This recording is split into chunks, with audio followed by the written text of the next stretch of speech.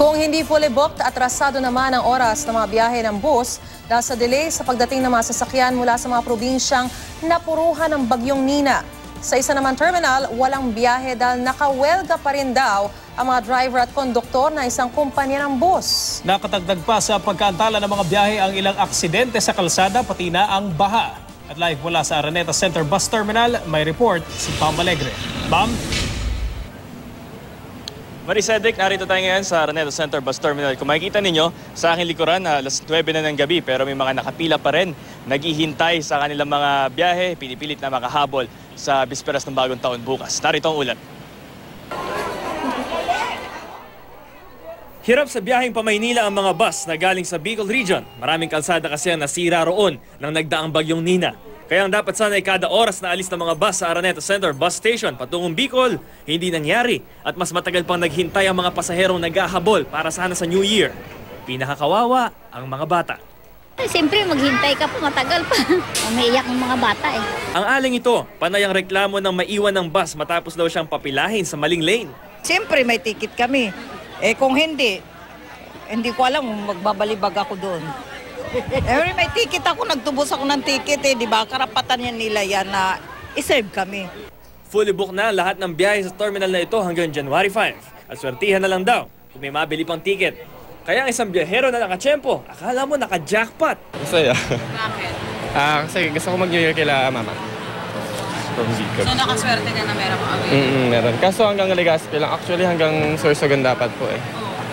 Okay na yun hanggang Legazpi. Pila-pila na rin ang mga biyahero sa terminal ng bus na ito sa Cubao.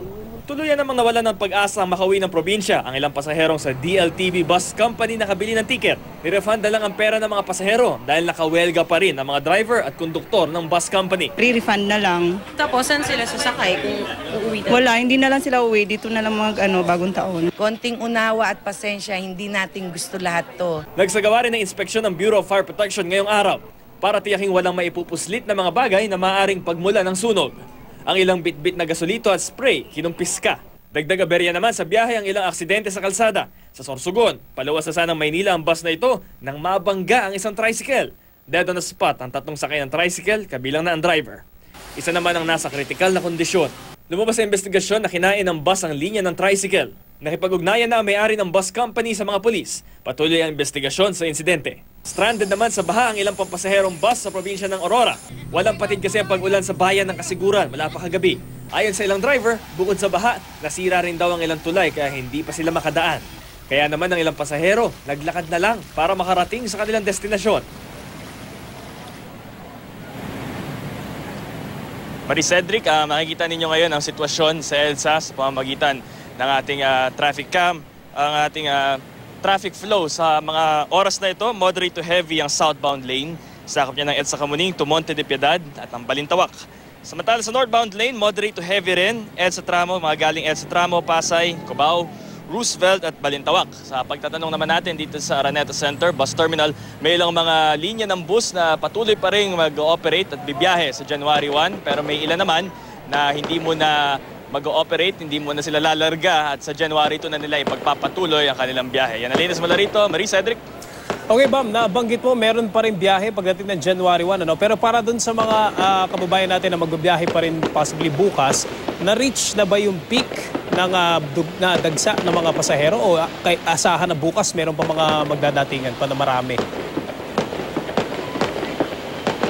Okay, ang general sentiment ng mga officials dito, hindi na ganoon karami yung dadagsa rito. Yung majority ng mga dapat ay uuwi sa probinsya ay nakabiyahe na. Pero meron pa rin mga last minute na pupunta rito at they think may mga bus pa rin na magsiservisyo roon pero hindi nga nila matiyak kasi yung delays and yung mga iba't iba pang aberya na inaasahan nila rito sa terminal. Cedric. Okay, yung Bam, yung naging epekto naman nung pagdaan ng bagyong Nina nitong Pasko, ang alam natin is nagkaroon ng congestion, ano? Ito ba ay may epekto pa rin dun sa pagdating at saka pag-alis ng mga bus mula dyan sa Araneta Center Bus Terminal papunta dun sa Bicol? May effect pa rin ba itong naging congestion itong mga nakarang araw, Bam? Definitely meron pa ring epekto dahil may ilang mga kalsada na nagiging choke point, nagiging dahilan kung bakit bumabagal yung biyahe. Bagamat pwede naman daanan yung mga kalsada na naapektuhan ng Bagyo Nina, hindi siya kasing bilis nung nakasanayan dahil kailangan po mag-navigate ng mga bus and ultimately all of these pile up. Kaya nagkakaroon na rin talaga ng delay rito, hindi dumarating on time yung ilan sa mga bus na nakatakdang bumiyahe sana. Cedric. Okay, so pwede na nating i-expect na papalapit ng New Year ay medyo bumabalik sa normal yung sitwasyon dyan, ano, gaya na nabanggit po dahil medyo tapos na yung peak. Pero pagdating naman ng January 1, ano yung dapat i-expect ng mga pasahero pabalik naman ng Metro Manila, Bam? Okay, so baka may ilan gusto pa rin umabol kahit tapos na yung New Year's Eve, pero yung ang dapat talagang asahan dito yung pabalik. Yung mga galing sa probinsya, so they should expect yung heavier traffic flow dun sa ilang mga gateways pabalik ng Metro Manila tulad ng NLEX at SLEX. And kasi yung iba, mayroon ng resumption of classes and work sa January 3 pa lang. So magiging mabilis yung konting pagdiriwang lang ng New Year at hindi na mahihintay yung Three Kings, kailangan nang bumalik sa Metro Manila ng ilan. Malamang-lamang yan, January 2 ng gabi, ano, Bam? Anyway, maraming salamat, Bam Alegre.